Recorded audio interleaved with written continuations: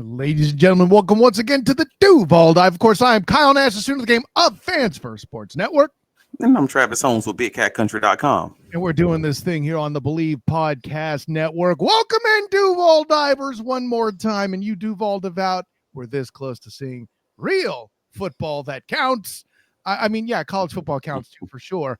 And I mean, certainly in the purview of our guest, the incomparable David Bearman, betting with Bearman of Believe as well. First of all, thank you for coming in.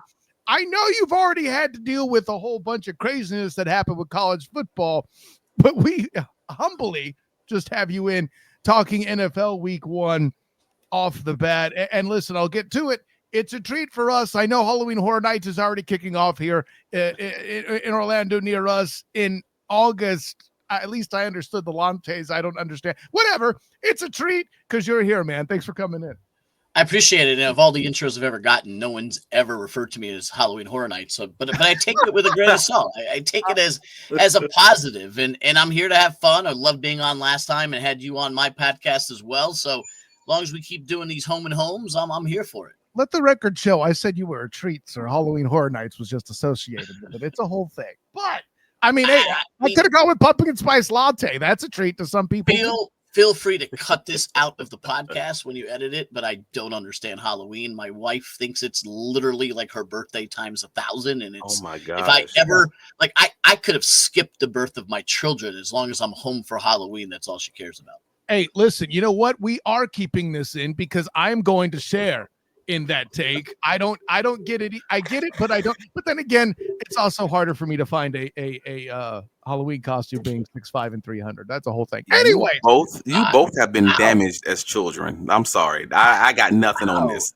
Bro, Halloween is the best. Halloween is the best holiday. I'll fight somebody over this take. Halloween is the best holiday up until I was about 17 years old. And yeah, I have kids, so it's fun then. But I was celebrating it with my wife before we had kids, as if it was like the world's greatest holiday. And Kyle, I've only seen you from the shoulders up. I had no idea you were 6'5", 300. They never do. Hey, let me show you again.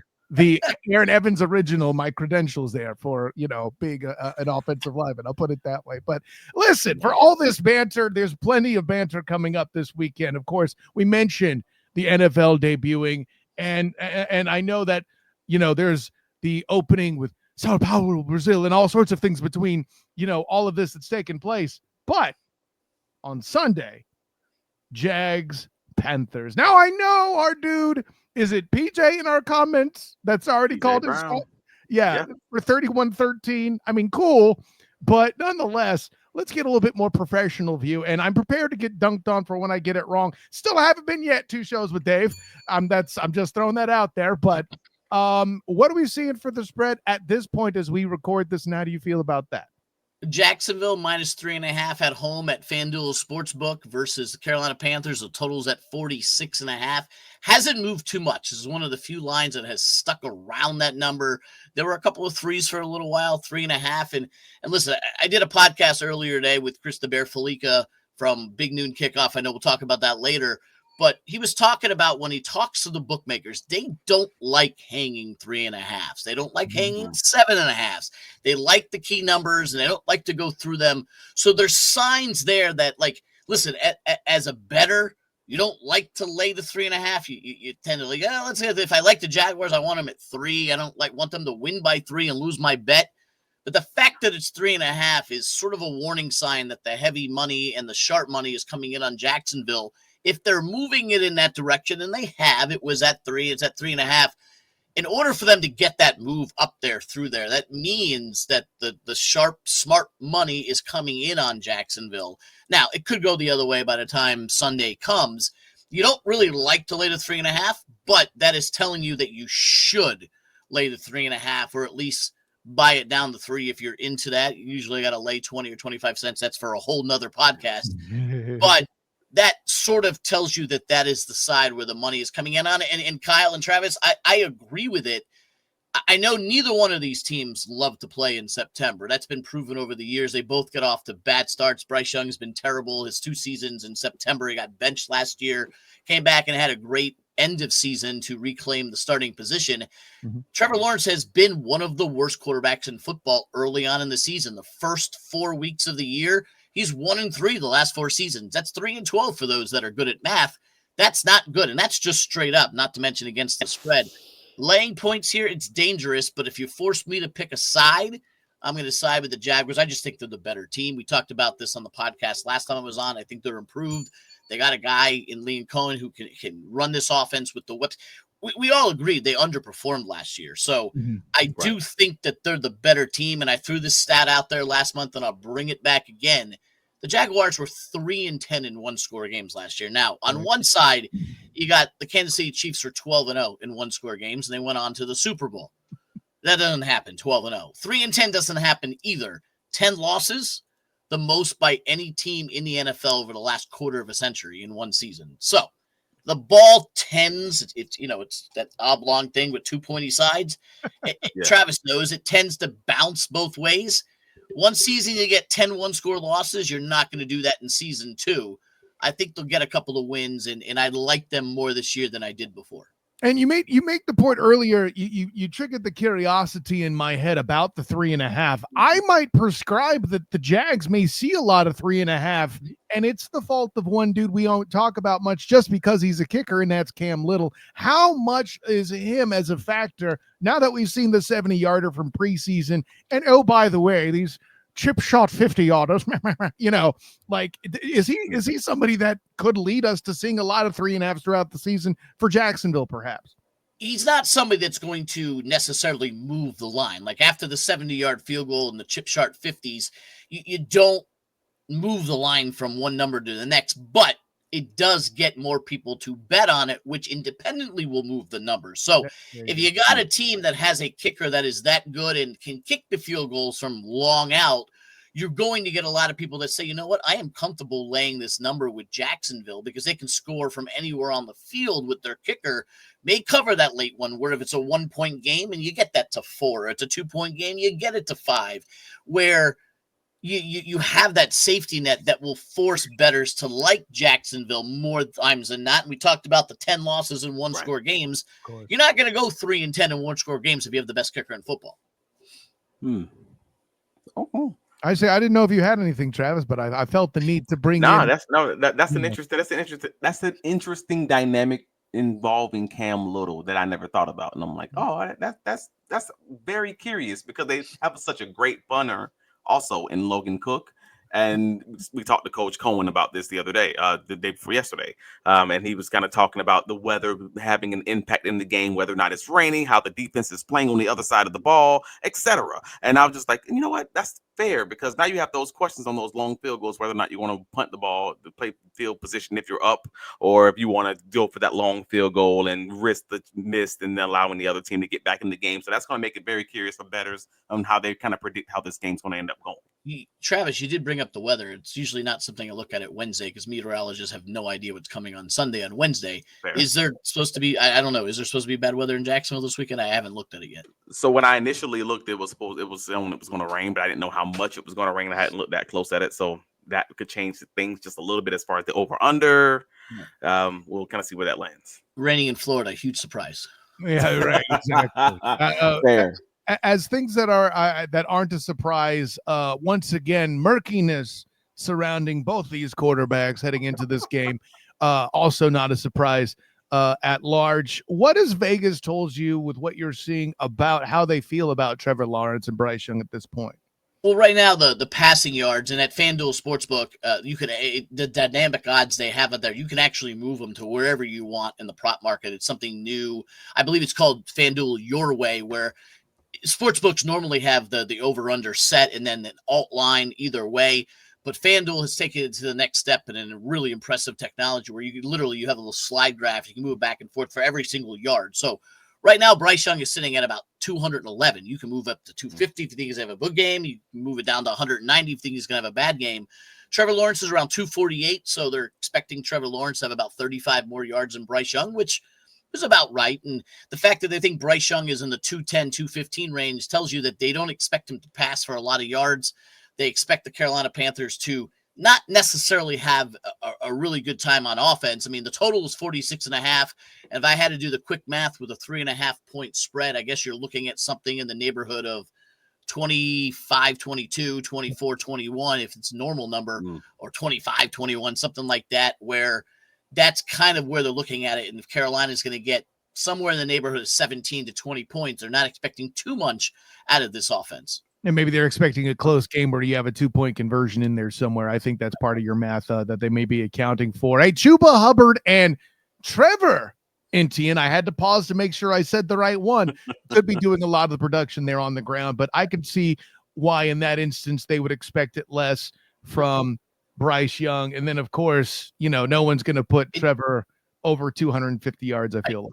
No, and I do want to point out that normally when you have a point spread, unless there's a big difference in the quarterbacks in terms of skill level in the offense run, typically the team that's the underdog will have the more passing yardage, assuming they're going to be down in the game. That being, you look at Philadelphia, Dallas tomorrow night, and it's flipped with Dak Prescott up here in terms of yards and Jalen Hurts down here. But this game is a little bit too close to mess with that. I think they're just saying Bryce Young does not have a lot of big 250-yard games, and neither does Trevor Lawrence for that matter. It's going to be a ball-controlled game, and whatever Etienne you want to call out there and Chuba Hubbard will probably get the lion's share of the action. And listen, the Jaguars have phenomenal wide receivers. Don't forget Rico Dowell. Don't forget Rico Dowell. We cannot forget him. Absolutely not.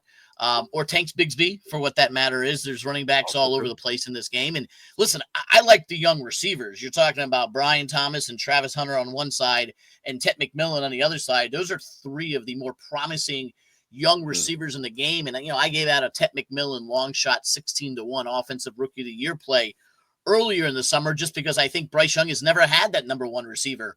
And they're going to need to throw the ball to him. I'm not sure they throw the ball to him enough and win enough for him to get that award. But I do look for exciting things out of Ted McMillan this year. Yeah, well, and that receiver core situation only would lead to more questions of Bryce Young and Trevor being Trevor. There's still that doubt in mind. And, well, I'll say this about that. And listen, I completely get that Vegas is still trying to figure out these two quarterbacks. It's kind of hard to find the right quarterback for your offensive system. It's kind of like trying to find the right candidate for your business or organization, but you could at least do that with ZipRecruiter. That's right. Listen, sorting through thousands of resumes and trying to find the right candidate is just very difficult, especially when you have to work to make sure they have the right skills. Yeah, and the future of hiring looks much brighter because ZipRecruiter's latest tools and features help speed up finding the right people for your roles, so you save valuable time. Now you can try ZipRecruiter for free at ZipRecruiter.com/audio. But wait. But if you need the best qualified candidates, you can find them in minutes at ZipRecruiter with all their new advances. You see a candidate you're really interested, you can immediately unlock their contact information instantly. And they have over 300,000 new resumes added there monthly. So check it out. You can fill your role sooner. And it's no wonder that ZipRecruiter is the #1 rated hiring site based on G2. You got to go to ZipRecruiter.com/audio.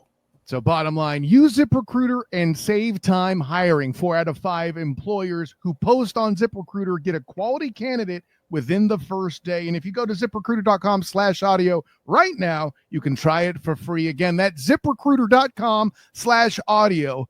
ZipRecruiter, the smartest way to hire.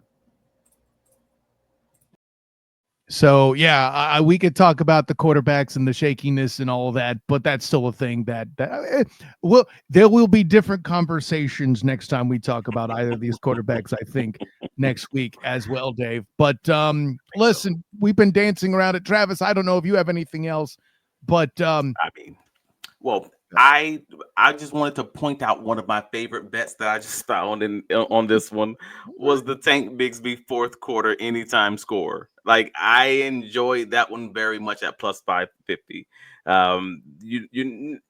Anytime scores, bets are always going to be a little bit tricky in general. But if you believe the Jaguars are going to win and you believe they're going to be leaning into the run game, then you kind of have to, hey man, they got a run game. We got a tank. I just assume the Jaguars are going to lean in on that late in this fourth quarter of this game that we expect to be kind of one of those smash mouth affairs.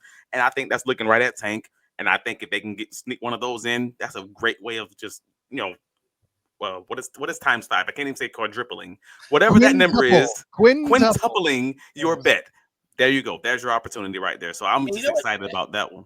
That is a really good situational bet. I like that. And that's part of what you can do with betting is you can look at situations and say, hey, you expect them to lead in the fourth quarter, you expect them to run. And listen, it's not foolproof. You have no idea if he's going to be in the game. You have no idea if they're going to even get to the 1 yard line to get that run. I do remember a game last year I was watching. It was a primetime game. I don't exactly remember what the teams were, but it was a blowout. And they realized that the starter running back was not going to play the fourth quarter. And the second string running back had gotten injured earlier in the game, so they snuck out an anytime touchdown for the third stringer. Again, the team and the names escape me, but a live bet on the third stringer to score a touchdown was in the neighborhood of 12-1, and they bet it at halftime because he smelt the blowout and he knew the second stringer was injured, and he threw it in, and the guy, whoever it was, had not had a touchdown all year, but cashed a big, large bet. And those are things you can do. Again, you can't predict the future, but if you're live betting, you can do that. But I do like you're thinking there on if they're in the lead and they're trying to run out the clock. And listen, you never know. They could tackle a 2 yard line and Trevor Lawrence runs up the middle. But plus 550 is good value on that. I would agree, Travis. Yeah. There's all these Etiennes too. It's very confusing. I wrote about it's a game of Trevors and Travis and Etiennes on the Fans First Sports Network in my keys to the game. So, it's a whole thing. I don't blame you for that, Dave. No, thank you for plugging my article. That's entirely what you were doing. But listen, for all the talks of Travis's, I think we would be remiss to not give Travis Hunter his due. We had the conversation. I believe your words was he's changed betting. This has happened. He has, and you saw it in the preseason futures market where you had about 24 Travis Hunter future bets you could do, and we talked about it on the show. I liked the one with 75 catches and 2 interceptions. He's playing both ways. That was plus 250. I am a little surprised that has not developed into game one. Maybe they're taking it a little easy because it's game one and you don't know how they're going to play him. I didn't see a tremendous amount of Travis Hunter props outside of the normal Brian Thomas ones and Tet McMillan ones or any of the other receivers out there. I do think that is going to develop over time. It is game one. There's a lot of differences with the first week of the season. And I tell people, somebody asked me on the show the other night, give me some advice. And I say, tread carefully. You don't know what you don't know yet about how some of these players are going to fit in, whether they're rookies, whether they're free agents, whether they're players coming back from injuries, whether there's new coaches. There's a lot of unknowns. So week one, I tend to lean towards the sides and totals, and I'll dabble in the player prop market. But I have no idea. You have no idea what they're going to do with Travis Hunter. But I did see his total was 46.5, which seemed a little low. Again, I have no idea what his target share is going to be, what his player on the field share is going to be. But the two options I looked at, it all depends on what Travis said before about how the game flow is going to go. 46.5 is his over-under, but there is a prop bet that he has 25 yards or more in both halves. Ooh, that's fascinating. I mean, if he gets 25 or more in both halves, my math tells me he hits 46.5. But the 25 in each half is paying more right now than the 46.5. If you wanted to, he could also go 10 and 40 or 40 and 10 if they have a big lead. I'm hearing you point out that complimentary betting you introduced me to when you were here last time. I'm seeing that element. It's there. There's a lot of fun stuff you can do. And at least they had that prop, which to me is FanDuel kind of testing the market and seeing, because you don't have that for a lot of players out there. It's not like every player out there has a 25-25. I will believe, though, as you start seeing how the Jaguars use him, that eventually you will see some props that will Travis Hunter have 50 yards receiving and an interception or a couple of tackles, yada, yada, yada. Check mark for my daughter who says she hates when I say that, so ring the bell. But 46.5 or 25 in both halves, that's what they have out there right now in the Travis Hunter market. Well, and I wonder if some of the caution, too, comes from, and Travis, I know you've seen this, if you haven't already pointed it out on Big Cat Country, that Tyson Campbell is still currently listed questionable on the injury report, has been basically for a lot of training camp. You're turning your head as if that you don't see that. I did not see that. The injury report just came out today, and Campbell was not on it. No, I'm talking about Tuesday that it came out for today. He was listed on it Tuesdays. He may not be today. I haven't looked. Oh, no, Wednesdays. He wasn't listed on the injury report at all. Yeah. Okay, so that's a step in the right direction. That being said, throughout the season, I was going to build further and say that we know Tyson Campbell's due to miss a few games if you know your recent Jaguar history. I would imagine that only makes things murkier for the Travis Hunter better out there. It does, and they don't know yet how much Travis Hunter is going to play and what the injury situation is to the other guys. And it's a wait-and-see approach. I expect the markets to adjust to what the preseason was. And listen, give credit to FanDuel for out there and throwing out all of those Travis Hunter props preseason to go into the season for the future markets. And they'll get there. I would say by week 3 or 4, as they start feeling it out, you'll see some more Travis Hunter two-way props out there. Right. So the long of the short, if you're PJ out there, Dave just told you to bet the Jags because they're only giving 3 points. You still cover the spread. Man. But that anytime Travis Hunter touchdown, like it's only 185, and that's that plus 185. Like that's not great. It's not odds, unfortunately. So to Dave's 185, that's a low. I'm not saying it's not going to happen, but for a receiver to have that low of a number is kind of surprising because, your Jamar Chases of the world are probably around minus 120, minus 140. Obviously, Saquon is going to be minus 170, 180 and adjusting up. There was the 1 year that McCaffrey had a touchdown in 16 straight games. His number was absurd in the 200-300s.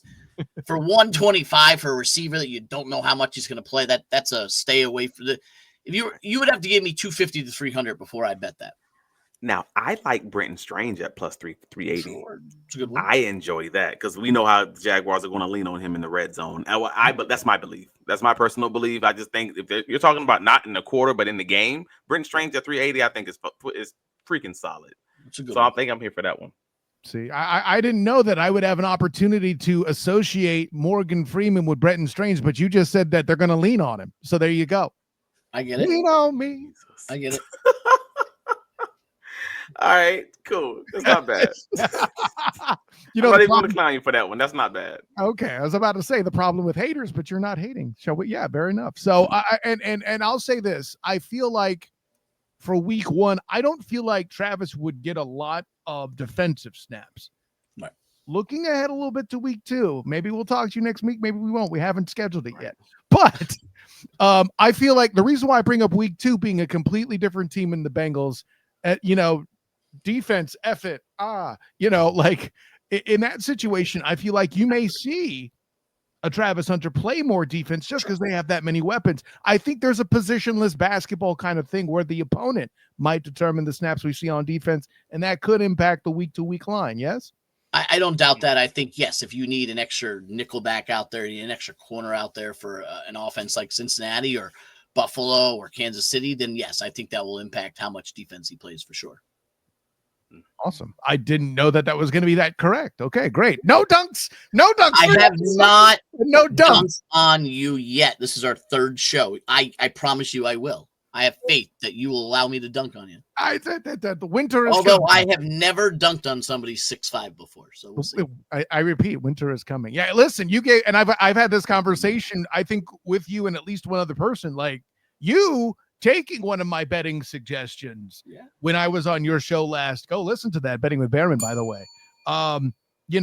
Was one of the biggest compliments I've gotten in the betting world, which, by the way, another cool thing, you had the Bear on your show, man. Yeah, I'm stoked about that. You dropped it earlier. Tell us a little bit more about that. Yeah, Chris the Bear Felica, formerly of College Game Day and now of Fox's Big Noon Kickoff Show, was on Betting with Bearman podcast that dropped earlier on Wednesday. I don't know what day it is anymore. Earlier on Wednesday, it's out there, and Chris, the Bear, is a good friend of mine. We worked together for 18 years at ESPN, and I joked about it on the show with him, but my last name is Bearman. His nickname is the Bear, and there were plenty of times we were on the road together. I was handling the ABC side of things. He was handling College Game Day, and somebody would walk into a trailer, whether it was Tom Rinaldi or Aaron Andrews or one of the producers, Lee Fitting, and say, "Hey, Bear," and I would turn around. They'd be goes, "No, you're the Cub. He's the Bear." No. So I became the Cub. Now I didn't travel with them as much as Chris did, the Bear. But there were times when we would do College Game Day together, or I would do a bowl game or two with him and travel with him. And it was some of the same people then went on the road with us when we did golf. I was the lead golf researcher, and Felica would come and help out a little bit role reverse because he was the lead guy in college football. So he would come with me and help with Tarico and Van Pelt on the golf. And I wanted to be the Bear then, but I was still the Cub. I'm like, no. I'm the lead here. So, but he's the Cub. But you've Felica's bigger than me. I'm a smaller dude. So he's the Bear and I'm the Cub. But anyhow, he joined me this morning on Betting with Bearman. So it's out there, the podcast on the Believe Podcast Network. Awesome guest. You've seen Chris along the lines of Game Day, helping betting there.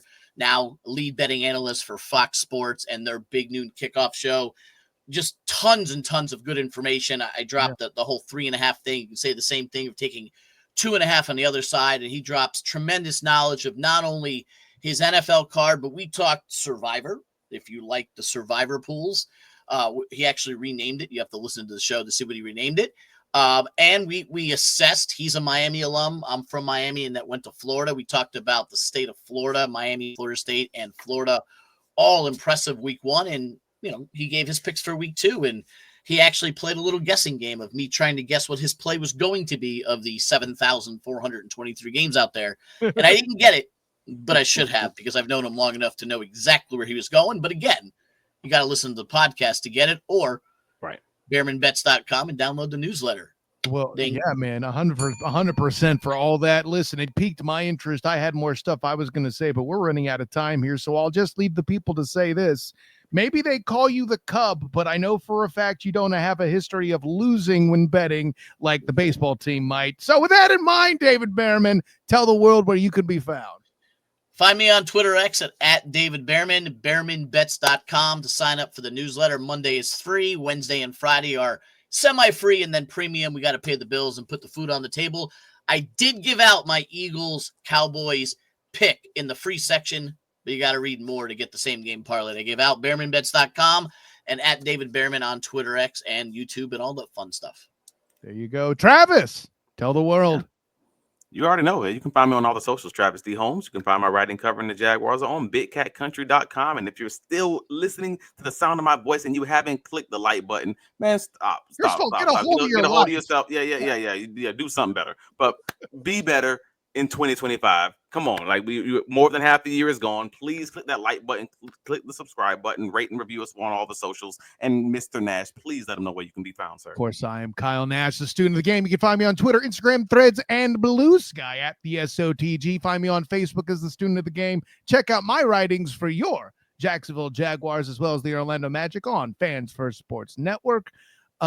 Football Insider, more specifically for the Jacksonville stuff. That's right. That's a new thing that's happened. So shouts to that.